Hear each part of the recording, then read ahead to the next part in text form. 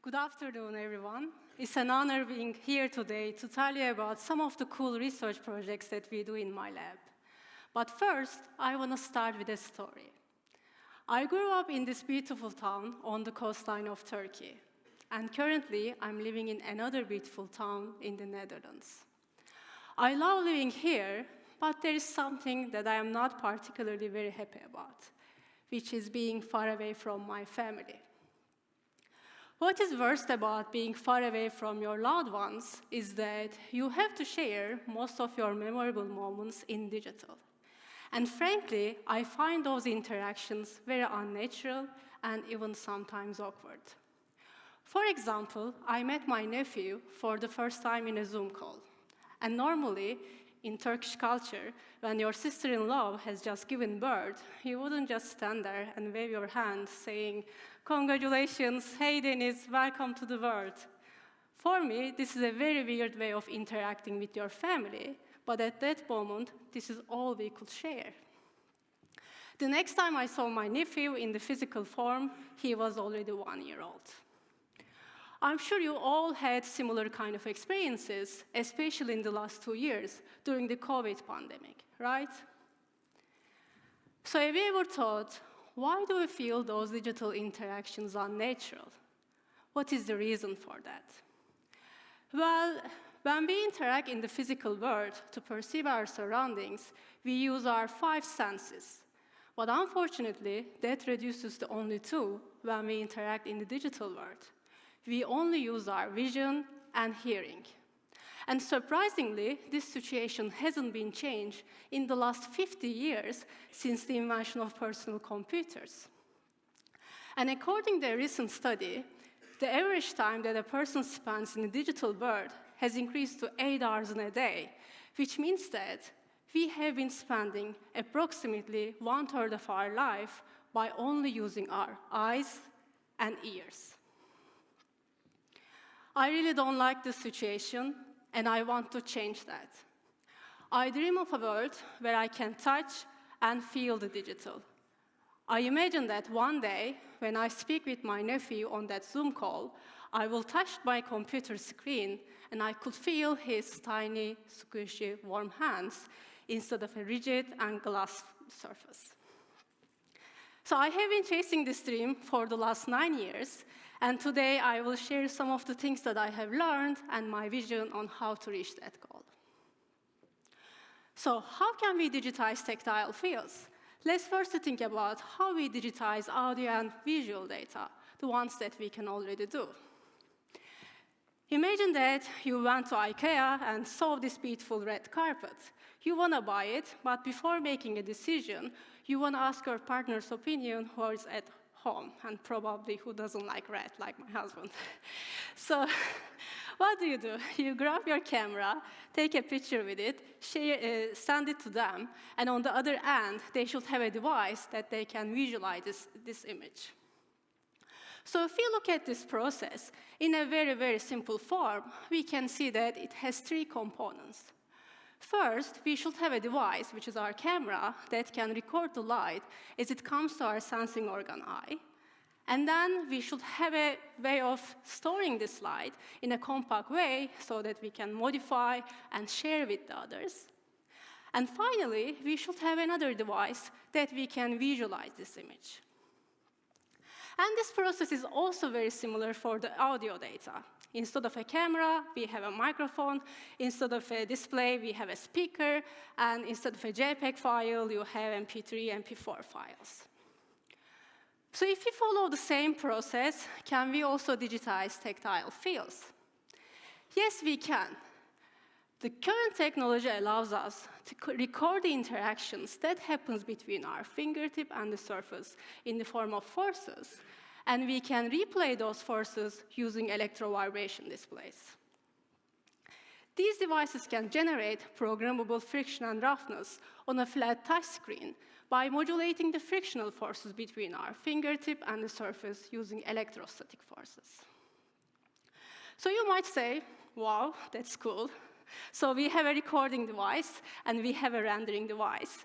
Then why don't we have those devices integrated in our smartphones or computers? What is the problem?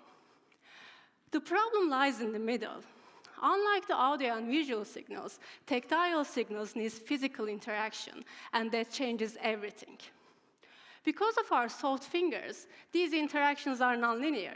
So every time you touch a surface with a different force and speed, the generated forces will be different, and it will be different depending on your finger mechanical properties.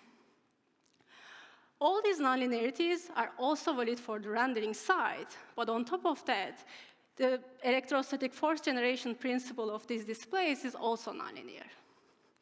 So because of all these complexities that I will not talk a lot today, it is not very straightforward to instantly record a surface field and render it on a touch screen.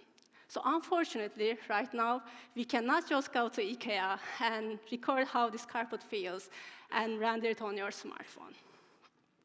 But what I do, I record these interactions in my lab using sophisticated sensors and experimental equipment, and I do this for different textures and different interactions. Then I fit mathematical models that represent those interactions, and that also compensates all these nonlinearities, including the electrovibration display. I really like this methodology. You can definitely generate some natural sensations on touch screens, but there is something wrong with that one. Because if you remember the IKEA photo that I showed you, we didn't have only carpet there, right?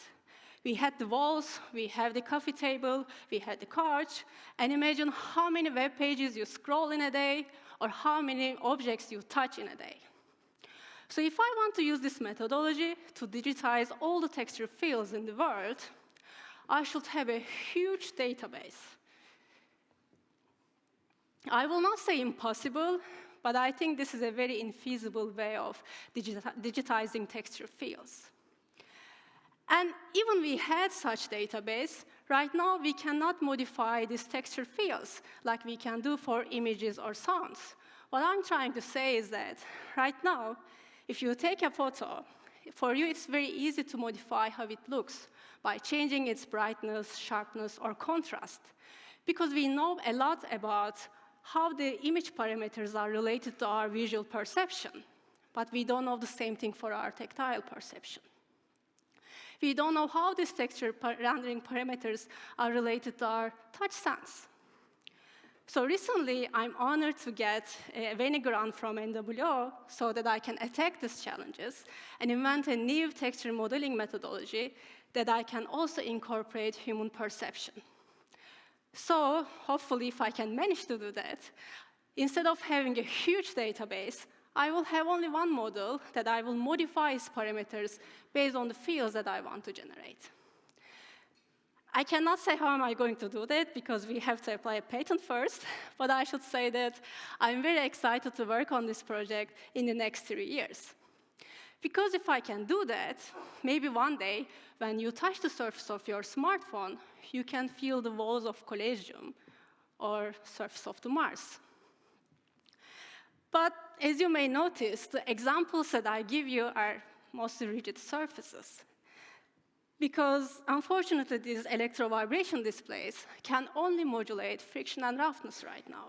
So we are not at the stage of changing the deformability of a touch screen, changing its temperature, and changing its friction and roughness at the same time. Because remember, I want to feel the tiny, squishy, warm hands of my nephew, not only its friction and roughness.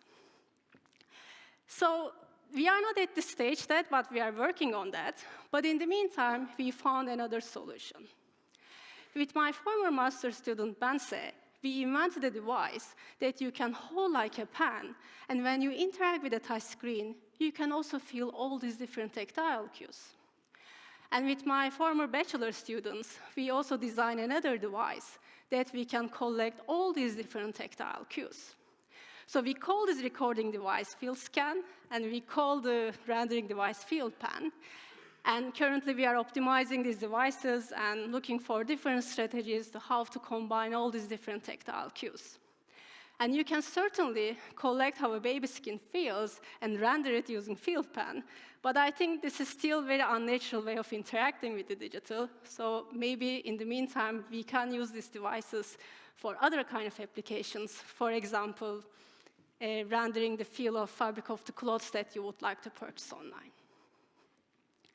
So all the projects that I have told you have some kind of touchscreen interaction is involved. Because currently, touchscreens are an indispensable part of our lives, but it may not be like that. Maybe in the future, every object around us will be part of a computer. Especially with the advancements in augmented reality or virtual reality technologies, we think that this future is very close. So because of that, with my former postdoc, Becca, we worked on a wearable device that you can wear like a ring, and that can give you different vibration fields. What is nice about with this device is that you don't have to occlude your fingertip so that you can also interact with the physical objects around you and feel them. And we also made a new texture modeling methodology that we can augment different texture fields when you interact with different objects. Currently, we can render very simple surfaces like bombs or periodical ones, but we think that in the future, we can expand it even for complex surfaces. Like when you interact with a flat wall, maybe you can feel the brush strokes of Van Gogh on his Starry Night painting. As I said, I dream of a world where I can touch and feel the digital, and every day, my team and I are working towards for this dream. And I believe that the day that I will talk with my nephew and touch my computer screen and feel his hands is not that far away. Thank you.